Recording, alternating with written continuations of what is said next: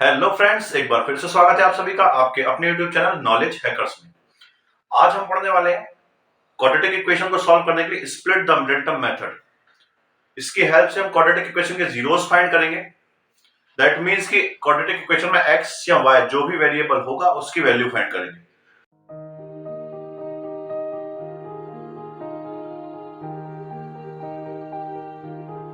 तो सबसे पहले तो हम ये समझ लें कि क्वाड्रेटिक इक्वेशन होती क्या है। तो ऐसी सारी इक्वेशंस जिसमें x की हाईएस्ट पावर या ये कह लें कि वेरिएबल की हाईएस्ट पावर 2 होती है वो क्वाड्रेटिक इक्वेशन कहलाती है।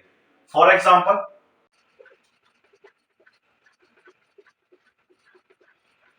तो आप यहां तीन इक्वेशन देख रहे हैं और तीनों इक्वेशन में देखिए हमें अलग अलग वेरिएबल देखने को मिल रहे हैं। फर्स्ट इक्वेशन में वेरिएबल x है, सेकंड इक्वेशन में वेरिएबल y है और थर्ड इक्वेशन में वेरिएबल z है। बट तीनों इक्वेशन में एक कॉमन चीज है कि जो वेरिएबल्स हैं उनकी जो सबसे हाईएस्ट पावर है वो 2 है। यहां भी 2, यहां भी 2 और यहां भी 2।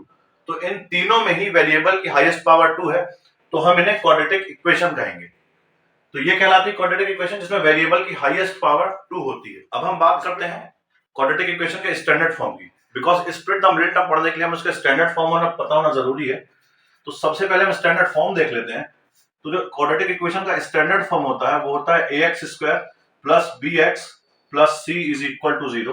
और एक इंपॉर्टेंट बात ये कि यहाँ पर a 0 के इक्वल नहीं हो सकता। बिकॉज अगर ये वाली टर्म 0 के इक्वल हो जाएगी तो यहाँ पे 0 जब हम वैल्यू पुट करेंगे तो ये वाली जो टर्म है वो पूरी की पूरी टर्म खत्म हो जाएगी, 0 हो जाएगी। और जब एक्स स्क्वायर खत्म हो जाएगा तो एक्स की हाईएस्ट पावर 2 नहीं रहेगी, एक्स की हाईएस्ट पावर क्या बच जाएगी 1। तो ये क्वाड्रेटिक इक्वेशन रहेगी नहीं।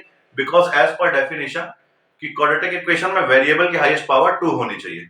तो ये हमें विशेष ध्यान रखना है कि यहाँ पर a 0 नहीं हो सकता, b और c इन दोनों में से किसी की भी वैल्यू 0 हो सकती है, बट a की वैल्यू 0 नहीं हो सकती। तो ये था क्वाड्रेटिक इक्वेशन का स्टैंडर्ड फॉर्म। इसे आपको याद रखना है क्योंकि बिना इसकी हेल्प के हम split the middle term method solve नहीं कर पाएंगे। तो सबसे पहले ये देखिए, एक क्वेश्चन देखते हैं कि स्प्लिट द मिडिल टर्म कैसे सॉल्व करते हैं। तो यहाँ पर मैं एक क्वेश्चन लिख लेता हूं।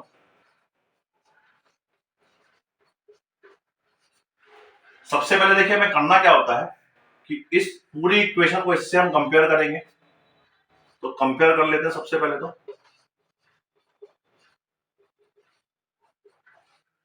तो जब हम इसको कंपेयर करेंगे तो a क्या आ जाएगा 1, एक्स स्क्वायर के साथ कुछ नहीं लिखा मतलब कि 1 लिखा हुआ है।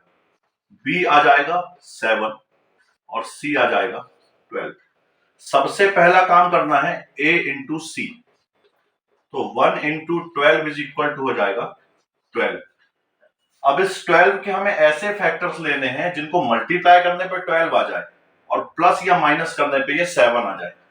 तो देखिए क्या क्या फैक्टर पॉसिबल है 12 के। एक तो हम 1 इंटू 12 लिख सकते हैं, दूसरा 2 इंटू 6 लिख सकते हैं, तीसरा 3 इंटू 4 लिख सकते हैं। अब हमें चेक करते देखिए, हम 12 को प्लस करेंगे तो आएगा 13 और 12 माइनस 1 करेंगे तो आएगा 11। ये वाला फैक्टर हमारे काम नहीं आने वाला है। 6 प्लस 2 करेंगे तो आएगा 8, 6 माइनस 2 करेंगे तो आएगा 4। ये भी हमारे काम नहीं आने वाला है। 3 प्लस 4 करेंगे तो आ जाएगा 7। देखिए हमें 7 चाहिए था यहाँ पे और 3 और 4 को प्लस करने पर 7 आ रहा है। तो जहां पर 7 लिखा है उसके प्लेस पर हम 7 ना लिख के क्या लिख लेंगे 3 प्लस 4। तो आइए वापस से इक्वेशन में आते। एक्स स्क्वायर प्लस 7 के प्लेस पे हमें लिखना 3 प्लस 4। तो 3 plus 4 x plus 12। X square plus bracket open कर लेते तो हो जाएगा 3x plus 4x plus 12 is equal to 0। अब यहां से देखेंगे क्या कॉमन आ रहा है और इन दोनों में से देखेंगे क्या कॉमन आ रहा है। तो ये 12 को हम कहीं ना कहीं 4 इंटू 3 लिख सकते हैं। तो अब देखिए इन दोनों में हमें x कॉमन दिख रहा है, x कॉमन निकाल लिया। एक्स स्क्वायर में से x निकलेगा तो एक सिंगल x बचेगा और इस 3x में से x निकल जाएगा तो बचेगा 3। अब यहाँ पर जो साइन लगा हो वही साइन लगा ले। फिर से देखिए इन दोनों में क्या कॉमन आ रहा है। देखिए 4 यहां भी लिखा है और 4 यहां भी लिखा है, तो 4 कॉमन निकल आएगा। अब यहां से 4 निकालेंगे तो x बचेगा और यहां से 4 निकल जाएगा तो 3 बचेगा। अब देखिए x प्लस 3 यहां भी है, x प्लस 3 यहां भी है, तो x प्लस 3 को हम रख लेते हैं बाहर। तो यहां से x प्लस 3 हटेगा तो बचेगा ये वाला x और यहां से x प्लस 3 हटेगा तो बचेगा ये प्लस में 4 इक्वल टू आ गया 0। अब दोनों ही ब्रैकेट्स को अलग अलग जीरो के इक्वल ले लें, तो x plus 3 is equal to 0 और x plus 4 is equal to 0। तो यहां से x इज इक्वल टू आ जाएगा -3 और यहां से x इज इक्वल टू आ जाएगा -4। तो ये आ गई हमारी x की वैल्यू और इन्हीं को हम कहते हैं zeros of quadratic polynomial, zeros of quadratic equation. और एक बात और ध्यान से देखिए, यहाँ x की पावर कितनी थी 2, तो यहाँ पे x की वैल्यू देखिए कितनी आई है 2। तो एक बात और ध्यान रखने वाली है कि जितनी भी x की हाईएस्ट पावर होगी इक्वेशन के उतने ही जीरोस मिलेंगे। यहाँ 2 पावर थी तो 2 जीरोस मिले, क्यूबिक इक्वेशन में 3 पावर होगी तो 3 जीरोस मिलेंगे। आइए एक क्वेश्चन और देखते। तो ये है हमारा अगला क्वेश्चन। इसको again ax square plus bx plus c is equal to 0 से कंपेयर करेंगे। तो a की वैल्यू आ जाएगी 4, b की वैल्यू भी आ जाएगी 4 और c की वैल्यू भी आ जाएगी 1। सबसे पहले a इंटू सी किया था हमने, तो 4 इंटू 1 इज इक्वल टू आ जाएगा 4। अब इस 4 का यूज करके, इसके फैक्टर्स का यूज करके हमें क्या लेकर आना है, ये वाला 4 लेकर आना है। जो b के साथ वाला 4 है केवल उसको स्प्लिट किया जाता है। तो इसके फैक्टर्स कर लेते हैं, 1 into 4 and 2 into 2। I think इसके अलावा और कोई पॉसिबल फैक्टर नहीं है। इन दोनों को प्लस माइनस करते हैं, तो 4 प्लस 1 5, 4 माइनस 1 3। हमें चाहिए 4, तो ये दोनों ही कोई काम के नहीं। इनको प्लस माइनस करते हैं, तो 2 प्लस 2 4। दोनों को प्लस करने पे 4 आ गया, तो हम 4 के प्लेस पे क्या लिखने वाले हैं 2 प्लस 2। ये हमारे काम का है। तो इस जो b के साथ 4 लिखा हुआ है इसके प्लेस पर हम क्या लिखेंगे, हम 2 प्लस 2। लिखिए इक्वेशन वापस से, 4x square plus 4x plus 1 is equal to 0। तो 4x स्क्वायर, इस 4 को लिखना है हमें 2 प्लस 2 0। ब्रैकेट्स ओपन कर लें, 2x plus 1 is equal to 0। अब देखिए इन दोनों में से हमें कुछ कॉमन निकालना है और इन दोनों में से कुछ कॉमन निकालना है। एक बात आपने ध्यान रखनी है कि अगर कुछ भी कॉमन नहीं आ रहा है तो कुछ भी नहीं का मतलब यहाँ पर 1 होता है।